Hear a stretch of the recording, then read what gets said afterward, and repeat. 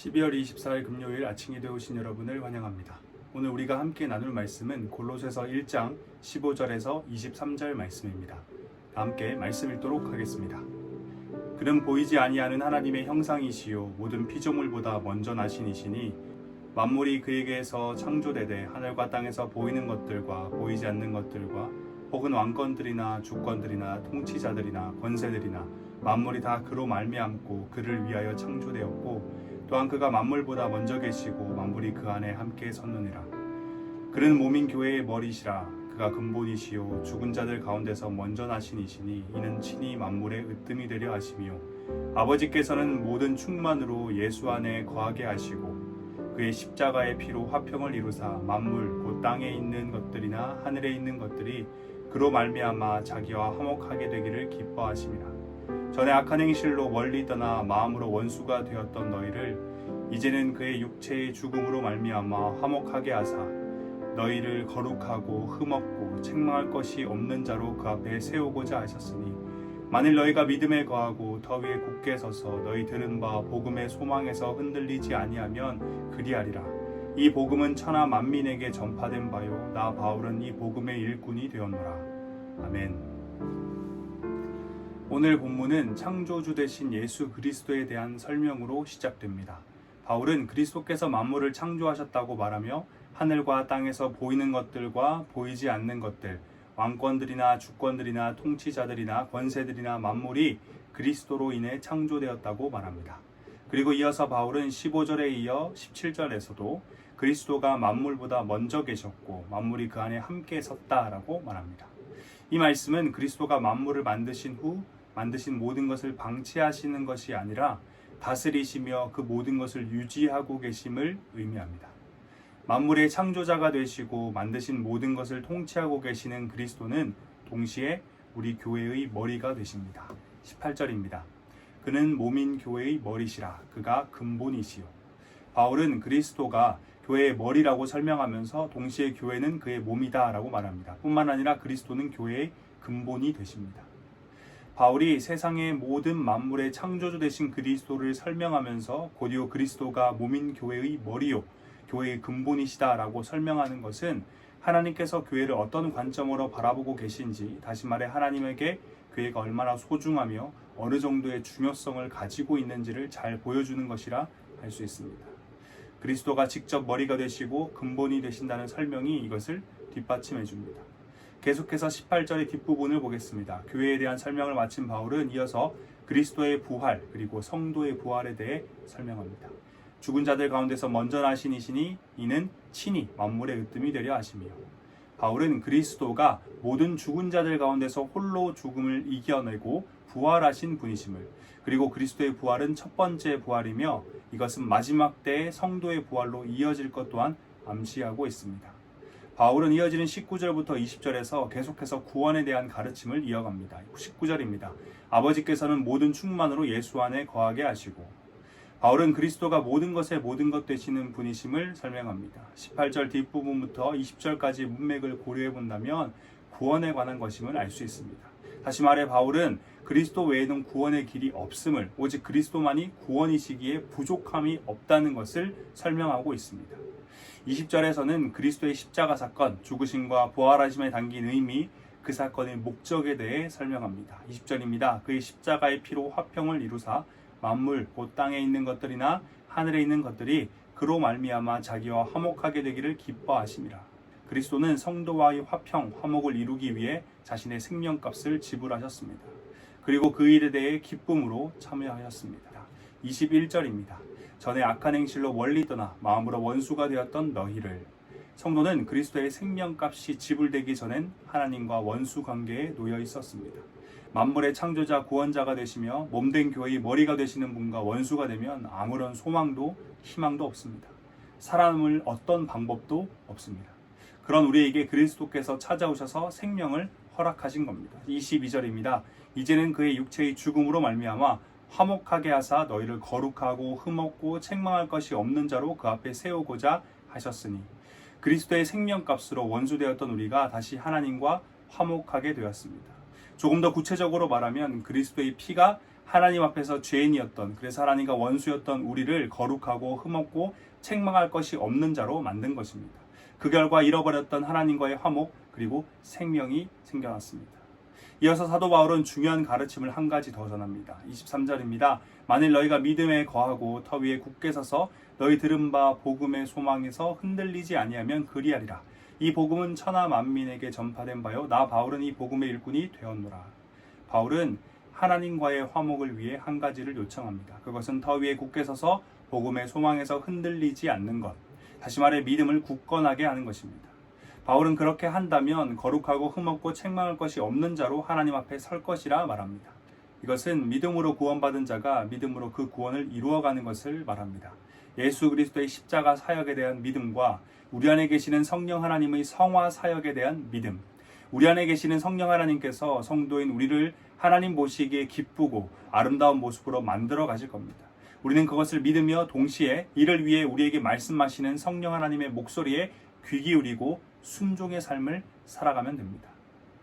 오늘 본문에서 사도 바울은 그리스도의 사역에 대해 이야기했습니다. 창조의 사역과 구원의 사역. 성도 여러분, 하나님께서 구원의 사역을 하신 이유가 무엇일까요? 우리는 이런 질문을 듣게 되면 우리가 하나님과 원수되어 큰 절망과 영원한 죽음 가운데 놓여서 아파하고 고통스러워하고 있기 때문이다 라고 생각하기 쉽습니다. 완전히 틀린 말은 아니지만 이것은 철저히 우리의 입장에서 대답하는 것입니다. 구원의 사역에 어떤 역할도 감당하지 않았고 오히려 구원 사역을 해야만 하도록 독생자이시며 아무런 죄가 없으신 그리스도의 생명값을 지불해야만 하도록 만든 장본인인 우리의 입장에서 나온 답이라는 것이죠.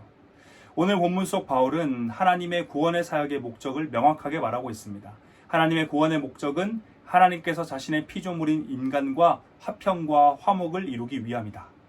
죄지은 내가 지옥 가서 고통받으면 안 되니까 구원하신 것이 아니라 창조주이신 하나님께서 피조물인 인간과 화목하기 위해 구원하신 것입니다. 큰 차이가 없어 보일 수 있지만 이 안에는 중요한 의미가 담겨 있습니다.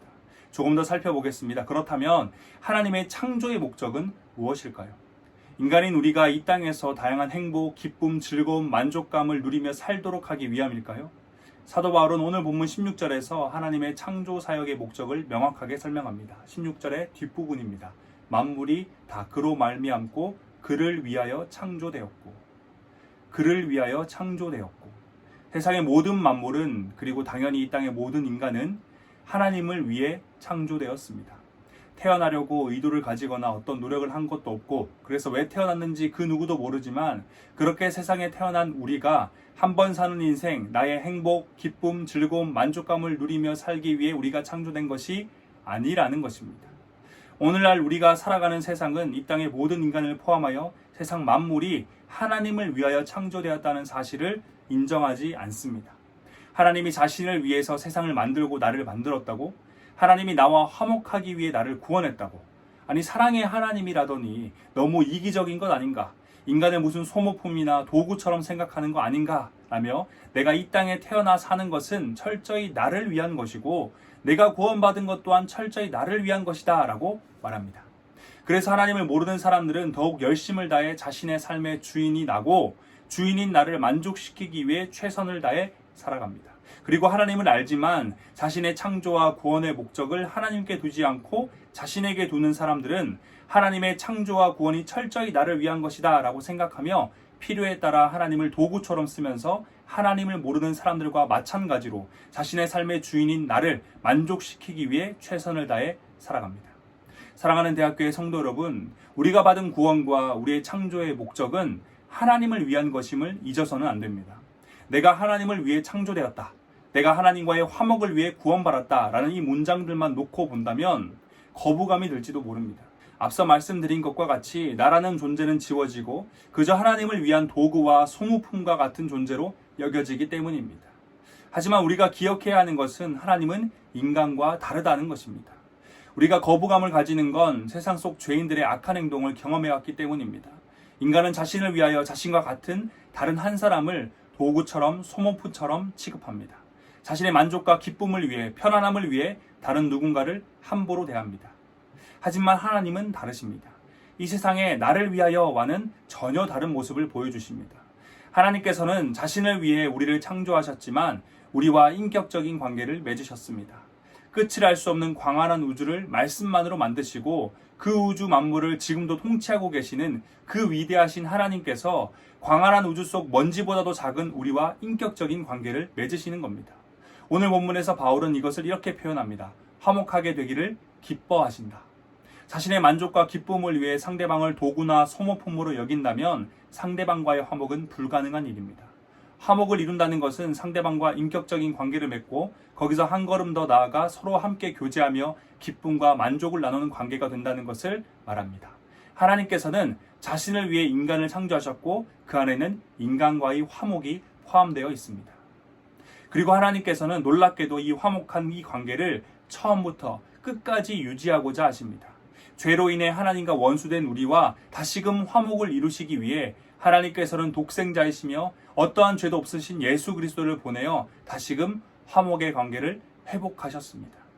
성도 여러분, 하나님께서는 자신을 위해 인간을 창조하셨지만 그 인간을 구원하려 만물을 창조하신 독생자의 핏값을 지불하셨습니다. 과연 누가 자신을 위해 인간을 만드셨다는 하나님을 향해 이기적이다, 사랑이 없다, 비인격적이다 라고 말할 수 있을까요? 우리는 하나님을 위해 지음받은 존재입니다. 하나님께서 자신을 위하여 우리를 지으셨습니다. 그를 위하여 창조되었다라는 이 짧은 한 문장은 한 사람의 인생에 엄청난 영향을 주는 문장입니다.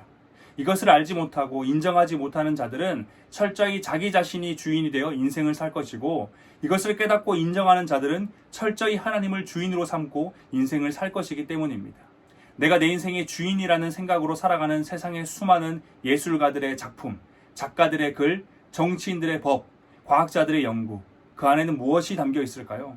만약 그 예술가들과 작가들, 정치인들, 그리고 과학자들이 자신이 그를 위하여 창조되었다는 이 진리를 깨달았다면 그들이 만들어낸 작품과 글과 법과 연구에는 겸손함이 담겨 있고 하나님의 말씀에 합당한 아름다운 진리가 담겨 있었을 것입니다. 여전히 많은 이슈가 되고 있는 차별금지법은 하나님께서 처음 남자와 여자를 만드실 때부터 그 안에 고유하게 담아두신, 그래서 그 누구도 그것을 바꿀 수 없고 바꾸려 해서도 안 되는 그것을 자신이 자기 인생의 주인이니까 자신의 성에 대해, 자신의 성적 가치관에 대해 내가 결정할 수 있고 그것에 대해 그 누구도 반대 의견을 표현해서는 안 된다는 법입니다. 사실 이 차별금지법뿐만 아니라 세상 속에서 하나님이 보시기에 잘못된 악한 모든 것들의 그 시작은 결국 그를 위하여를 인정하지 못한 것에서 시작됩니다.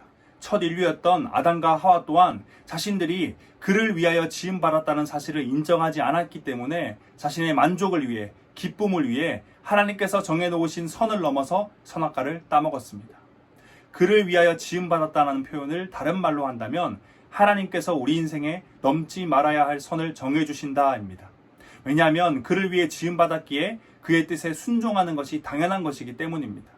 하나님께서는 우리와 교제하길 원하시며 화목하길 원하셔서 우리가 하나님 보시기에 거룩하고 흠없고 책망할 것이 없는 자로 서 있길 원하십니다.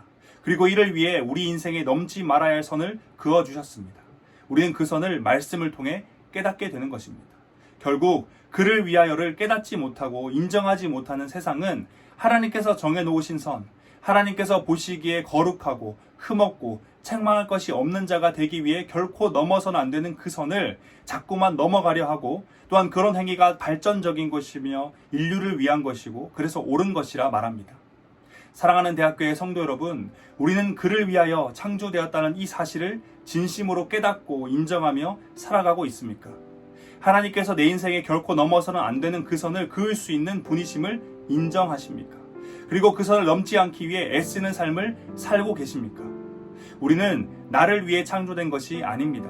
내 인생의 주인은 내가 아닙니다. 내가 구원받은 것은 내가 이 땅에서 마음 편히 살기 위함도 아니고 죽고 난 뒤에 내가 천국에서 행복한 삶을 살기 위한 것도 아닙니다. 그를 위하여입니다. 그를 위하여라는 이 말이 우리의 가슴에 깊이 새겨지길 원합니다. 그를 위하여라는 이 말이 우리의 인생을 바꾸길 원합니다. 나를 위하여 살라고 외치는 세상 속에서 그를 위하여 살아가며 또한 그를 위하여 살아가야 한다 세상을 향해 외치는 그런 인생 되길 원합니다. 그를 위하여 오늘 하루를 살아갑시다. 그를 위하여 남은 2021년을 살아갑시다. 다 함께 기도하겠습니다. 우리의 창조자, 구원자 되신 하나님, 주님의 이름을 찬양합니다. 오늘도 어김없이 우리에게 새 생명 주심에 감사드립니다. 사랑하는 하나님, 우리는 나를 위해서가 아니라 하나님을 위해 창조되었음을 믿습니다. 우리의 인생이 이 사실을 기억하며 온전히 그를 위한 인생이 되길 간절히 소망합니다. 나를 위하여 살라는 세상의 큰 외침에 흔들리지 않길 원합니다. 억울하지 않냐? 그렇게 사는 것은 구시대적이다. 인권을 무시하는 것이다. 등과 같은 굉장히 그럴듯한 논리로 우리를 흔들려 할 때 오늘 본문 속 사도 바울의 가르침과 같이 복음의 소망에서 흔들리지 않길 원합니다. 우리는 오직 그를 위하여 지음받았다 라는 이 믿음의 선포를 할 수 있길 원합니다. 그를 위하기보단 나를 위했던 우리의 삶의 모습들이 있다면 이 시간 회개하길 원합니다. 나를 위해 살았던 삶인데 그를 위해 사는 것이라 포장하고 살았다면 이 시간 회개하길 원합니다. 우리의 창조자 구원자 하나님의 창조의 뜻을 따라 살길 원합니다. 감히 어떤 피조물이 창조주 되신 하나님의 뜻을 거스르며 살 수 있을까요? 하나님의 뜻을 따라 하나님의 인도하심 따라 이 땅의 삶을 살길 원합니다. 그를 위하여 지음받은 인생, 그를 위하여 살아가겠습니다. 성령 하나님, 여전히 부족한 우리를 불쌍히 여기시고 우리의 삶의 모든 환경과 우리의 마음을 주관하여 주셔서 온전히 그를 위한 인생 되길 원합니다. 새로운 하루 그리고 남은 한 주의 모든 시간이 그를 위하여 사는 시간 되길 소망하며 우리의 구원자 삶의 이유 다시 오실 예수 그리스도의 이름으로 기도드립니다. 아멘.